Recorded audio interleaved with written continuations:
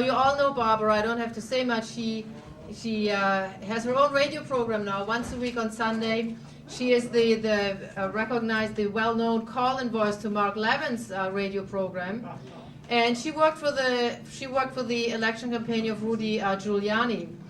And she is a true inspiration, and we are very happy to have her here today.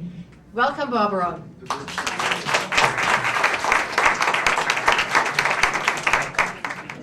Hi, thank you for having us here. We're so glad that this is such a great turnout in spite of the weather.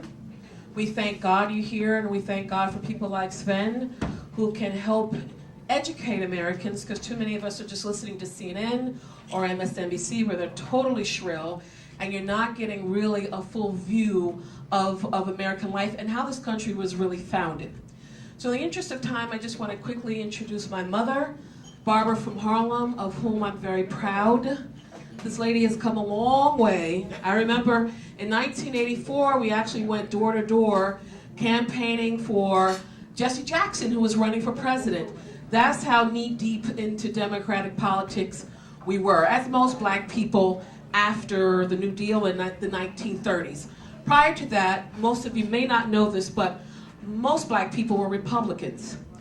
And then we got hoodwinked and fooled into thinking we were owed this and that, and then we just developed, unfortunately, this handout mentality, and unfortunately, too many generations of my people still have this mentality.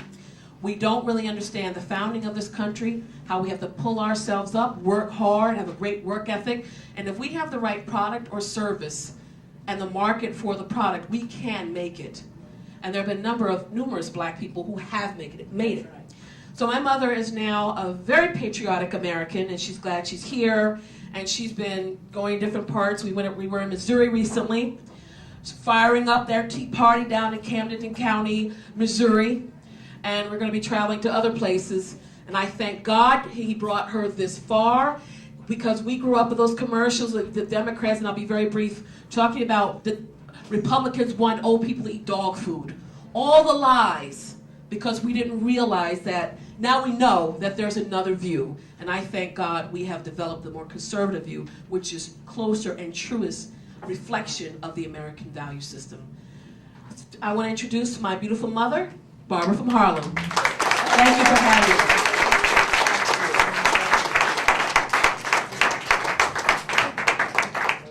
Thank you, my beautiful, beautiful daughter. And thank all of you for having us here. Cornelia, Lydia, Eric is here. And we were together, Thursday night at the fundraiser for Andy Sullivan. And I see Howard and many faces that I've seen before. I'm so happy to be here.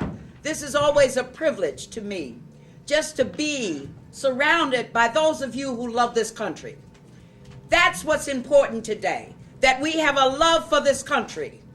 You know, one of our mottos, and excuse me if I don't pronounce it correctly, e pluribus unum. E pluribus unum. From many, one. We are one. Black, white, Jew, it makes no difference. From wherever you came, regardless of your ethnicity, we are one. The many of us make up one. We are the ones who are the patriotic people of America. We are the ones who are going to work hard to the very end to make sure that we get Obama out of our White House. That is our goal. From many of us, we have one goal in mind. Let's give him a little hope and change. Let's give it to him. Let's make sure he changes his address. And we hope that he's packed on November the 5th. Get him out of our White House. And the thing about it is we can do it. MoveOn.org doesn't have anything on patriotic Americans. We outnumber them. We cannot get discouraged. Don't get paralyzed. Don't get polarized. From many, one. Get him out of our White House. The whole nation is depending upon the Tea Partiers. We come from different political backgrounds. Some of us are Democrats, some of us are independents, some of us are Republicans. It makes no difference. From many, one. One goal: restore America to her glory. Cornelius told me that y'all wanted to hear something about who I am. Well, my daughter gave you an idea. I was a knee-jerk Democrat because I heard the same thing that most black people hear. The Republicans are for the rich, the Democrats are for the poor. But even with me voting for Democrats, I didn't see myself getting any richer. I was still poor unless I worked. I had to work. Sometimes in my life, after my husband abandoned me and his 5 children, I had to work double duty. 2 8-hour jobs. That was 16 hours, and raise 5 children. But I worked. No one in America stopped me from buying a home. We bought homes. My children were raised in homes, but I worked. I couldn't go and get my nails done. I didn't go to the beautician and get my hair done. I didn't eat out at fancy restaurants. I had to work. With me working, a black woman with 5 children, we were able to have homes, we had cars, and we ate every day. That's who I am. And you know, my son here, and I'm so glad to have my son here. He's recently here from Providence, Rhode Island. This is Leonard. When Leonard was able to vote, he registered as a Republican. First one in my family. From generation to generation, my grandmother, my mother, my father, all of them Democrats. I didn't understand it at that time. This daughter didn't run out and register as a Democrat. I didn't understand any of that. Then I started listening to Dr. D. James Kennedy, Christian talk radio. Then I started listening to Rush Limbaugh because she listened to him, and I started watching. Then I started listening to Mark Levin. And then inside of me something said, something is wrong here. I'm voting for people, I don't even look at their records. I'm voting for people that they say that they're going to do something for me that if I don't work, it's not going to be done. And I don't want to live in a project with my children. I don't want to raise my children in the projects. I had to work. So inside of me, I had trouble within my personhood. So I don't know exactly when, but something happened that said, you examine the person's character. And regardless of party, you vote for that person that has character. And then it has to be in line with what has made this country great. Same-sex marriage has not made this country great. Killing babies has not made this country great. Telling you that if you start a business, you didn't do it on your own has not made this country great. You understand what I mean? And all of this racism, I'm so sick of it. Back in the late 80s, my uncle said one thing to me that really got to me too. He said, thank God for slavery. I said, Uncle Richie, thank God for slavery? What do you mean by that? That stuck with me. He said, he told me about my great-grandmother. If he didn't see her picking peas, and they were from Georgia, she had a Bible. I didn't hear my uncle, my grandmother, or any of them complain about slavery. When he told me that, thank God for slavery, I said, what do you mean, Uncle Richie? He said, if it hadn't been for slavery, where would I be? That stuck with me. And that made me say, if God didn't allow slavery, which was horrible, where would I be? I am so thankful to God that out of something ugly and evil came something beautiful. And you know what that beauty is? I'm born in a country where I don't need a passport to go to New Jersey from here to there. I'm born in a country that if I work, I can buy a home. I'm born in a country where I have more freedoms and liberties than people my skin color have. I'm born in a country where people from other parts of the world will leave everyone to get to the shores of America. That's what my Uncle Richie meant. You know, when I graduated high school, George Washington High School, in the year blank, blank, blank, on there we had to sign a pledge. And as a matter of fact, I have, and I want you to look too closely. I'll fold this down. This is a pledge. It was back in the 60s, where we had to pledge and sign this when we graduated, that we would respect the laws of America, that we will honor this country. And that's part of who I am. I don't make pledges that I don't want to keep. But you see, the Democrats with their propaganda can get you off course. But thank God, he got me back on course. Because we have a rich heritage here in America. And for Eric Holder to say that America is a bunch of cowards when it comes to race, I am personally insulted. And I please y'all, get Obama out of the house so Eric Holder can go. I don't like him. Because look at what, I have this book, The Civil War. If whites were cowards when it comes to race, you wouldn't have had a civil war. 622,000 Americans died so that my forefathers and my foremothers could be free. Look at our Constitution, the 13th, 14th, and 15th Amendments. That took people of courage to do that. For him to say that America is full of racists is an insult. It's a total insult. And I'm so glad that you're here tonight, because you know what? They've called you racist. They've called you astroturf. They call you Nazis. But you still show up. You're still supporting the Tea Parties. The tie I'm wearing was given to me in Camden Town, Missouri, where my daughter and I traveled to meet with the Tea Party activists there. And a gentleman took off his tie and gave it to me. I just got a call from a gentleman in Iowa. Tea Parties are active all over America. All over America. And you should be proud of yourself, because in spite of what they've tried to do, in spite of the news reports that the Tea Partiers, they've dissipated, they've disappeared, you're still at it. You're fighting hard to restore America. America needs you right now. America needs you to talk to someone every place you go. My son and I were at the Veterans Hospital yesterday, and there was this young man working there. He must have been maybe just 20, black young man. And you can tell that he was mentally challenged. So, he can only do a mundane job, like clean the tables off, give you straws or whatever. And we started talking about Obama. And he said, Obama, he's no good. He no good. No. Things he's doing in America, they're bad. Now, if he can connect the dots. Hello? If he can connect the dots.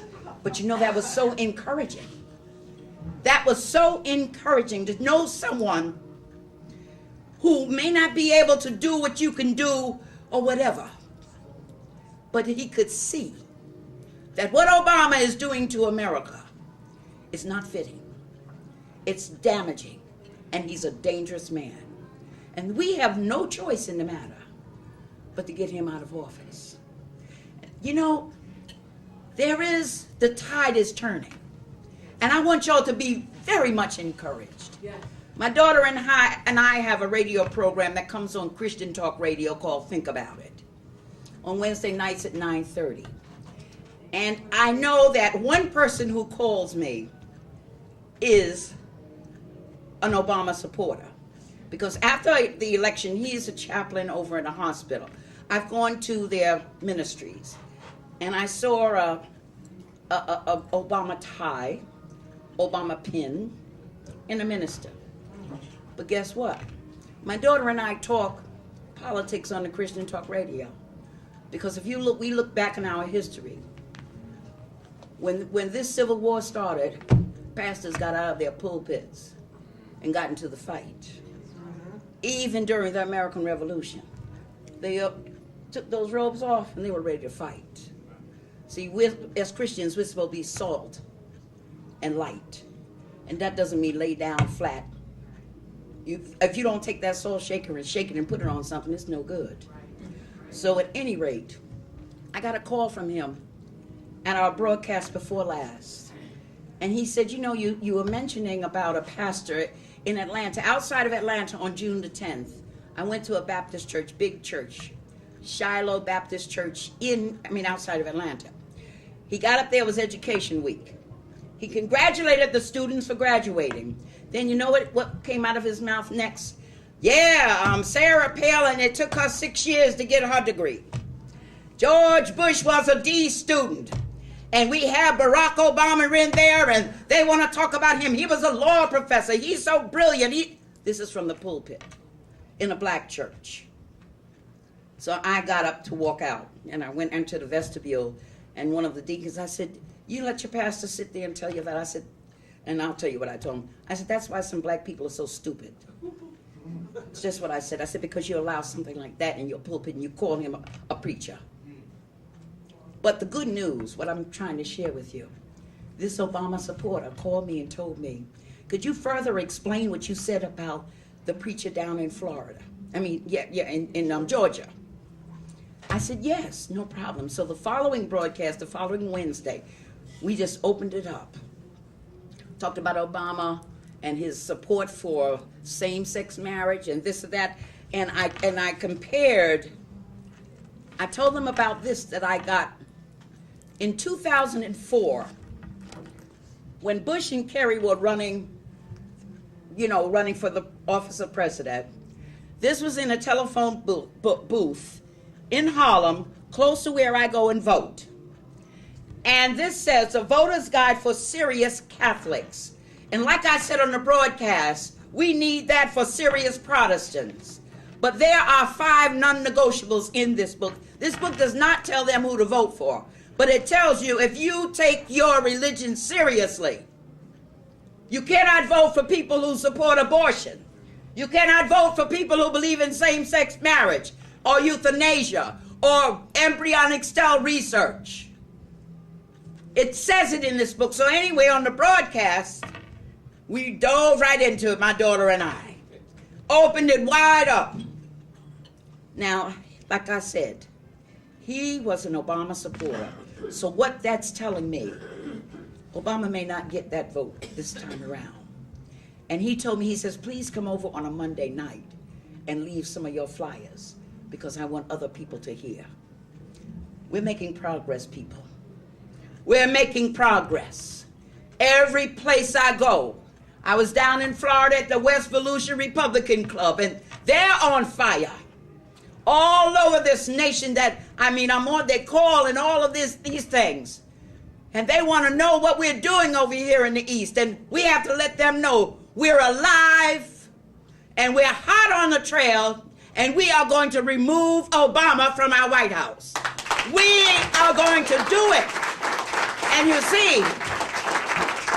you see, they've talked about you so much because they know you're a force to be reckoned with. They know that. If we were insignificant, they wouldn't talk about us. And the thing about it, it doesn't make any difference if you're black, if you're white, if you're Native American. We're all one. From many, one big force, one big tsunami to make sure he gets out of our White House. That must be done to save America. I have never seen America under such a tyrant. He just signed another executive order for young black youths, educational excellence. I work with young black youth, but listen, we want a president that's concerned about the educational excellence of all Americans, not just the blacks, not just the whites. He's a divisive person. He's a racist person. You know what? He's 50% black according to his makeup, but he's 100% black in his heart because he voted as a senator, and I'm sure you all know it, against the Infant Survival Act. He voted for partial birth abortions, and he's a liar because if he says that he only decided to support same-sex marriage because he talked to his little daughters like they know something about homosexuality. We're not fools. We're not fools. If I had a copy of his 2007 senatorial voting record, and at that time he was 100% in support of same-sex unions. Same thing, just a different word. They just play with words. And you know, I mean, every place I go, and I want you to do the same thing, and I'm sure a lot of you are doing it. Talk about it. Bring it up. When people say they're tired at their job, say, oh, but this economy, you know, with Obama in office, it's hard to find a job. Find some kind of way to bring it up so that they can open up their eyes and not vote for him. And it works. Now, somebody asked, you know, if a person shuts down, what can you do? There are some people who are hopeless. They're not even as useful as a doorknob. I remember God gives them breath and air. You know what I do when I reach that point? I say, conversation over. No more time to be wasted. Goodbye. And I bid them a day. I say, have a day. Not even a good one. They're impossible to reach. But there are some who are reachable. Don't give up. Try it. One thing about liberals, you can be talking about this fan, and they'll bring up what they want to bring up to persuade you and influence you. So we need to learn how to do the same thing. Make an opportunity to speak about the condition of America. We have never seen anything like this before. All of these executive orders and these executive privilege. He goes around our Constitution. He ignores the Congress. And this should not be. And we are the only ones that can stop him. We have to stop him in his tracks. We have to let him know we're not going to take this anymore. We made history, but he was the wrong one. He was absolutely the wrong one. And we applaud all of you who are not black who voted for him. But I thank God every time we've gone to a rally, I see signs, voters remorse. Voters remorse. People are sorry that they voted for him. And because he doesn't respect the fact that people elected an unknown into the greatest position in the world. And you know, sometimes I run into people who aren't politically whatever. You know what I use as an example to talk to them? Sports. In the NFL, Mike Singletary, Jim Caldwell, and what's the other one I use? Jim Caldwell, Mike Singletary, and another one I use. But they were black coaches that were hired to make the team perform. And after 2 or 3 seasons after they didn't perform, what happened to them? What happened? They were fired. Obama has had 3.5 years. If he was a CEO or a head coach of a team, he'd be fired.